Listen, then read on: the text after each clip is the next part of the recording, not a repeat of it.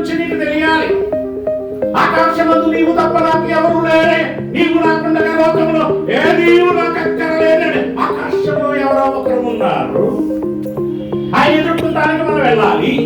ఆయన యొద్దకు మనం వెళ్ళాలి అంటే ఎలా? రక్షణ ఎలా? ఎత్తబడుట ఎలా? సిద్ధపడు కావాలి. దేవుని మహిమ కలుగును గాక. ప్రతి సహవాసంలోనూ సేవకులు, మంచి సేవకులు ఉన్నారు, మంచి విశ్వాసులు ఉన్నారు, మంచి ప్రార్థన పరులు ఉన్నారు. కానీ కానీ కానీ పరిశుద్ధాత్మ అండలోనికి వారు రాలా, పరిశుద్ధాత్మ కృపలోనికి వారు రాలా. చాలా మందికి పరిశుద్ధాత్మ అనుభవం లే. పరిశుద్ధాత్మ లేకుండా మీరు ఆయన రాజ్యములకు వెళ్ళలే.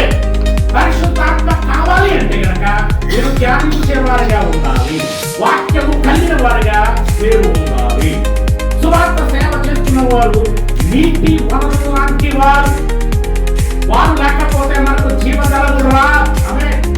వారు మనకు నీటి వనరులాగా ఉన్నారు. వీరు బోధించే మాటల వలన మనం ఉజ్జీవింపబడుతున్నాం. ఉజ్జీవింపబడుతున్నామంటే వీరు మనకు వనరులాగా ఉన్నారు.